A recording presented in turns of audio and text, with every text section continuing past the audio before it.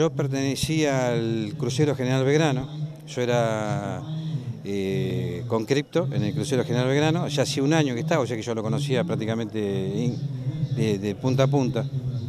Y nunca imaginamos, digamos, que íbamos a terminar en una guerra, o sea, teníamos siempre la esperanza de bajar con los compañeros, de bajar de la planchada del barco, que cuando ya habíamos tenido terminada, digamos, la historia nuestra de arriba, a bordo del barco, era bajar y bueno, seguir disfrutando la vida como siempre.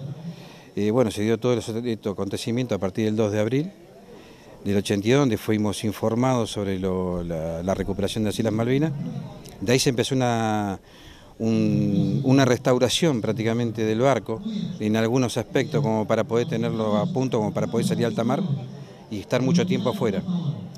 El día 16 de abril zarpamos con destino a Malvinas, pero hacia Ushuaia, donde teníamos que cargar combustible, íbamos permanentemente, cargábamos también armamentos, y donde después teníamos la misión de estar en las Islas de los Estados para poder atacar la flota inglesa en caso que sea necesario. Así que bueno, la noche del 1 de abril, del 1 de mayo, salimos a alta mar, ya con rumbo a Malvinas, entramos en la zona de exclusión.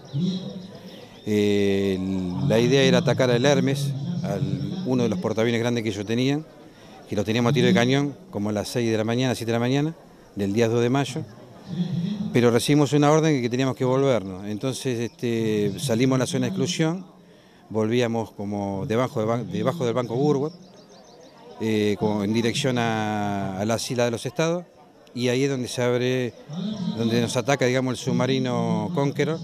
Nos tira 3 torpedos, uno no pega en popa, pasa 6 cubiertas, ahí donde mucha gente estaba en cambio de guardia, donde hubo muchos muertos ahí, por ese motivo. Otro pega en proa, corta casi 15 metros de lo que es la proa del barco, el barco se empieza a escorar y empieza a entrar muchísima agua, entonces no había manera de pararlo, digamos, no estaba estanco, no teníamos lugares estancos, pero el daño que se había hecho en popa era demasiado grande. Y un tercer torpedo sigue y le pega al Buchar, que era otro barco de custodia que teníamos. Los otros barcos, en vez de quedarse, se fueron. O sea, porque el submarino, a la vez de atacarnos a nosotros, quiere atacar a los otros también. Así que quedamos prácticamente solos. Eso fue a las 4 de la tarde. A las 5 de la tarde se hundió por completo.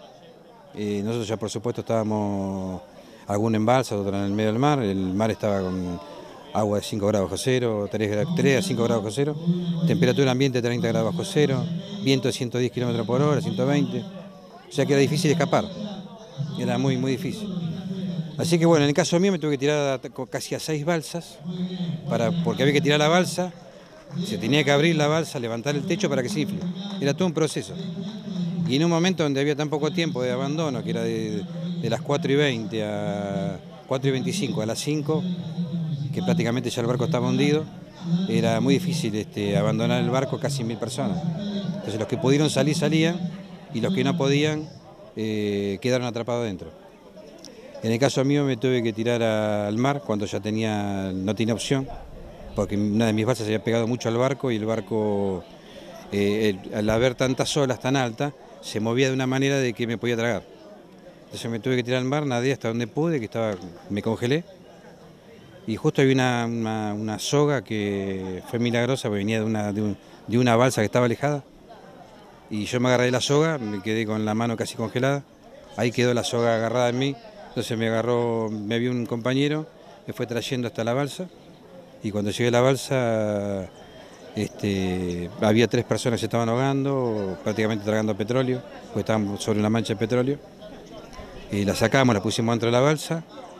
Yo subo a la balsa, había una persona que tiene la pierna partida en varias partes y me dice remá porque nos traga el barco.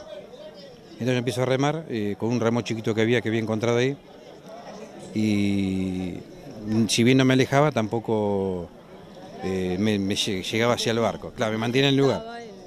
Hasta que se hundió permanentemente. Cuando se hundió totalmente ya el barco, salgo, o sea, es como que salimos despedidas las balsas, porque estábamos todas atrapadas en un rincón donde el barco estaba escorado y pegábamos contra el barco, no había escapatoria. Cuando se termina de hundir el barco es como que salimos así rapidísimo.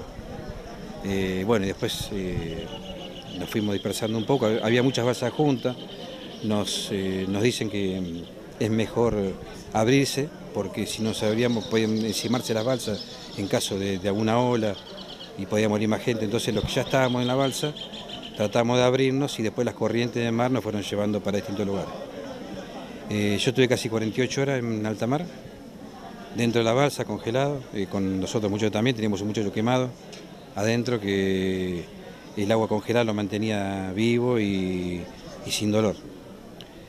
Casi 48 horas después nos rescata el Aviso Burruchaga, que era un barco muy pequeño, como para 50 personas.